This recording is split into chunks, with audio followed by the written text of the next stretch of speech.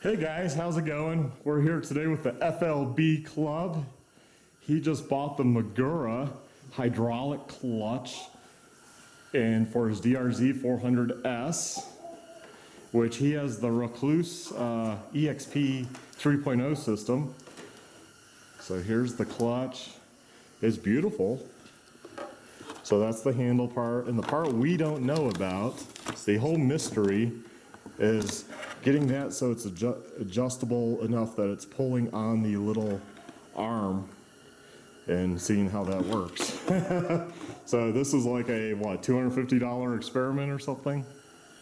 Yeah. Rekluse says that the Magura hydraulic clutch is not compatible with the Rekluse EXP 3.0 clutch, but there have been reports on the internet of people getting them to work together. So that's what we're going to try. I'm really after the softer clutch feel of the hydraulic clutch, but with the kind of automatic clutch slipping that the Rekluse provides. And this is how the little arm with a pine needle. Oh yeah, look at that. Debris. So his faces on the DRZ400 faces that way. So a little more harder to get to. We'll see what we can do. I'm thinking, I don't really know what I'm thinking per se. Maybe we can adjust the arm because his arm adjusts, or we can maybe make this bracket a little longer or something, or put some washers just to space it out, because you have to keep some tension on the Rekluse system to have it partially disengaged. So that's the main problem. So we'll find out when we go hook this in. I mean, that arm looks, this part, the rod, that seems like it's slightly shorter than what's on there, so I don't know. We'll find out. Just popping off the clutch actuator. I don't want to break it. Yeah, I changed this clutch cable and it was a pain in the butt. I think you do it with me, actually. Probably. Yeah, I remember those back bolts being like just shitty, like reaching in. It's like I've been here before. This is the DRZ clutch actuator. It connects to the little thing coming up out of the engine casing. And with the little adapter that the Magura comes with to fit into here, it's just a little too tight, so we're trying to file it down a little bit and give it a little more room to move. So this is what's too tight. So free play as you spin the rod around, and it's a little bit better. But because it's closed here and open here, it has spread it some. But it'd be nice if it was just not as restrictive. All right, so this is the bracket that holds the clutch cable in place where it connects to the actuator. And we found that the way it was stock was just a little too tight to fit the Magura, the end of the Magura arm in there. And so now you can see it almost fits. Well, the wood's in the way. Okay, Mark spread it a little there. I think it'll fit. We'll see here momentarily. Close. Almost. So it's still a little too tight. So for the DRZ, at least, you're going to need to spread this bracket to be able to get the slave end of the Magura hydraulic clutch inside that bracket. Just go a little at a time. Yeah, you don't want to overspread it, although you can always squeeze it back. It looks like just kind of a it's like an 1/8 inch piece of sheet metal bent into this shape.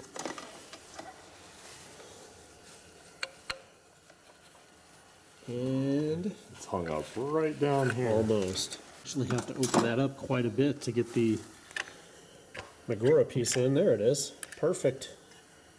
Now it fits right in. Just look at the Magura. This is like looks like a sleeve. Maybe they sell different ones. That's good to know that comes off though, because I had an idea for this. But it doesn't look that thick to maybe thread that and put an adjustment nut on there. So then you just back it off like that. Oh, yeah. Built right in. All right, so here's the clutch cutoff circuit that was wired up to the clutch lever. We are guessing that we want to basically just hardwire this in a closed state. And if we follow this, you can see that right at the bundle here, it just unclips here. So what we're probably gonna do is just cut the wires off right here. And then once we troubleshoot a little bit and determine if we need this circuit to be open or closed, then we'll either just cap both ends separately or we will solder them together and wrap it up, and that'll be the whole clutch circuit. And then this bike will no longer cut off when you try to start it in gear. All right, so we're running into a little bit of a hitch, and that is, here's the Magura clutch. You can see we've taken the reservoir lid off. But when you squeeze the clutch, this end of it, this is the slave cylinder, this rod here should pull in. And what we're seeing is there's no motion on the slave end of this hydraulic system. So when we actuate the hand lever, this rod doesn't move. In fact, the hand lever is very, very, very tight to squeeze, and there's no hydraulic action happening. So we're gonna go ahead and do a full bleeding. It came with mineral oil in the system. However, I bought some what they call Magura blood, which I think is just mineral oil that they've dyed red. And we're going to go ahead and bleed it and see if we can't get this hydraulic system working, because this rod is what actually actuates the clutch, and it gets mounted down there somewhere, and it just connects, it mounts into the bracket that we had to widen, and then it connects. It ultimately connects to this. The stem comes up out of the clutch housing, and it will pull, basically it'll twist and activate the clutch. However, if that little rod here is not moving when I squeeze the clutch lever, then that actuation will never happen. So we got to get this hydraulic system working before it's even worth our time to try to set it up, to get it mounted in there. All right, so we did a little bit of bleeding. You can see some of the pink Magura blood in there. But what's interesting is it's not pink from the get-go, just the blood in the bottle. And we'll show the bottle. And it helps if you go to your pharmacy and get a syringe. Yes. But this is pink, what you buy. What it came with was just normal, Clear clearish. oil. So what I explained earlier was that this rod wasn't actuating, it wasn't pulling in when you squeeze the clutch. Can you squeeze the clutch, Mark?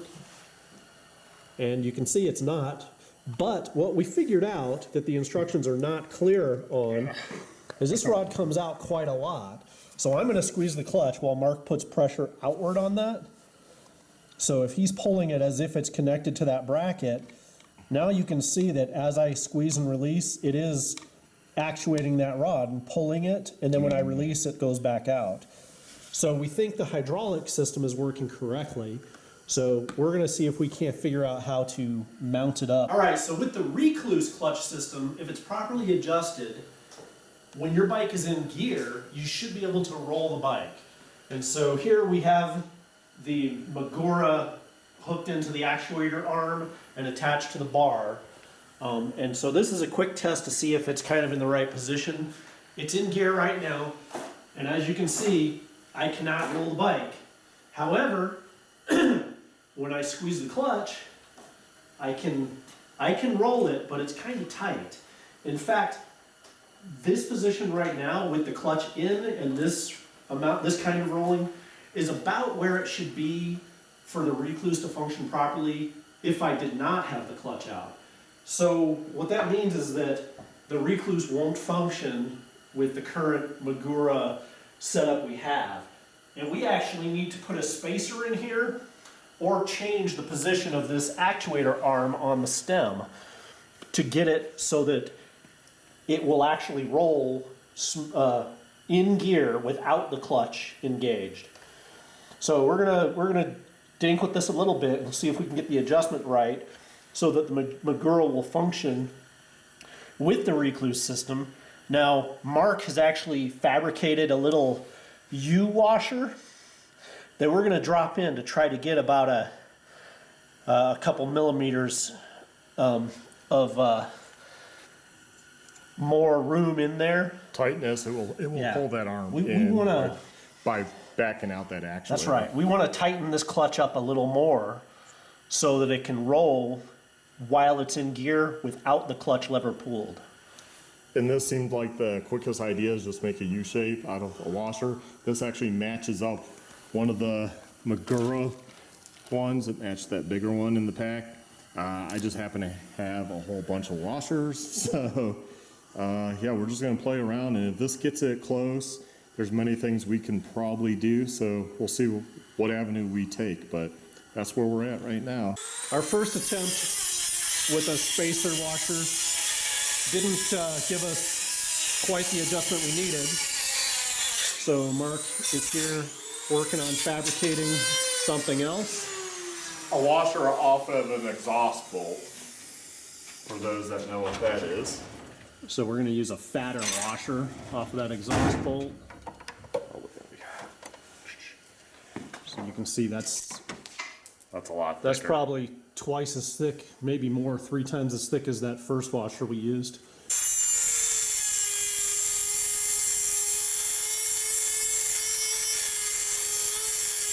All right, so we're trying to do some fine adjustments here, and what we had to do was move the actuator arm out just a notch. And I just wanted to show this. What we did is we needed to know what position we were in. So we marked the top of it with a Sharpie, both on the stem and the actuator arm. That way we knew our original position, and we just wanted to bring it out 1 notch. So we just got it back on, and we're working on tightening that bolt down. But you're gonna need to do this because the positioning is just critical to get that Rekluse functioning correctly. Okay, back to the DRZ400. So we got it adjusted. Richard says it's pretty fucking good. And yeah, how we went about that was really hard. We marked the arm here, and then we figured 1 more notch over. So we took everything apart, got this on, but then the issue was how do you pull or push on this, which is disengaging the clutch enough to get the bracket back on. So I came up with this idea of this big zip tie, a couple little zip ties going over to here, and then this awesome piece of work going up to a hook. So we ratcheted that lever inwards.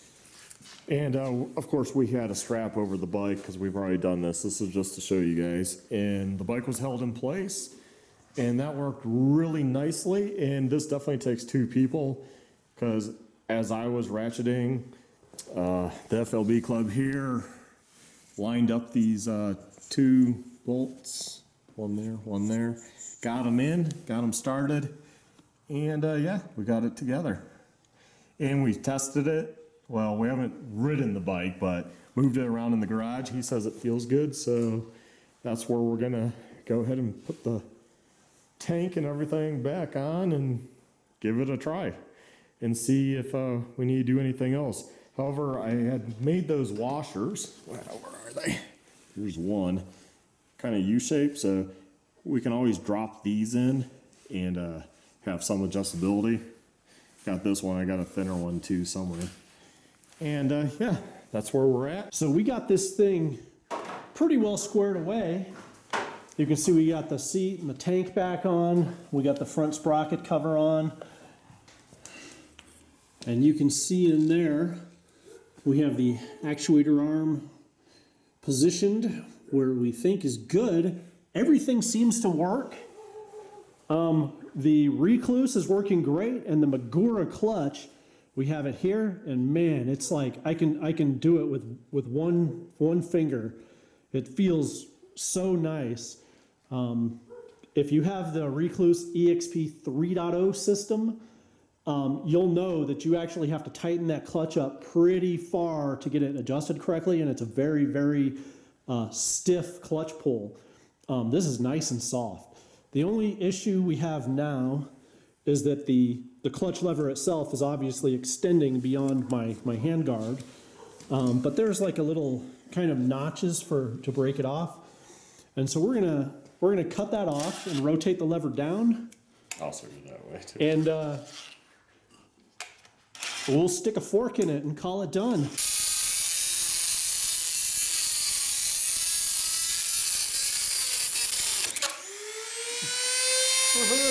Mark didn't need that finger anyway. So you can see as I pull it, that arm moves just a little bit. It doesn't need to move much because honestly, with the Rekluse adjustment, it's right on the border of being disengaged. The engine's disengaged with the Rekluse adjustment, but only just barely. And then what happens is with the force of the engine, it spins that Rekluse and widens it out to engage the drive. So it really doesn't have to move much. Well, there you go. We got the Magura hydraulic clutch and the Rekluse working together. It was very, very difficult to adjust. And it's definitely a two-man job, but it is possible. And we'll probably do one more video just kind of showing us running the bike. Okay guys, we're gonna go ahead and start up the DRZ400S with the Magura and the Rekluse. This is just to show you guys how it does work. It's in neutral now, so it's all good.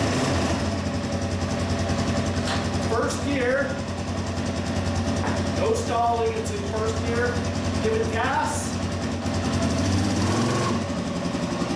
That's And it the works. Rekluse in action. It's in first gear still. And it's not- Rekluse, or the Magura, really nice clutch actuation. I'm in first still. No clutch. I can roll it. It works. Magura hydraulic clutch plus Rekluse clutch works. Just it takes a lot of findangling. I mean, you have to, well, at least on these ones, we had to trim that to fit in with bark busters, not a big deal. Did a light bleeding just because their instructions, this is what we think of their instructions.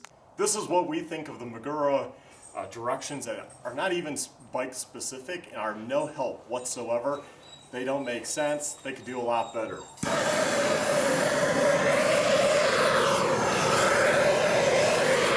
That's what you should do with your Magura clutch instructions. Yeah, just burn them. They're completely worthless. They're not worth it. It's a pretty thick book of nothing. If you can read Italian, German, 20 different languages, but it sucks. And we would like sponsorship from Magura.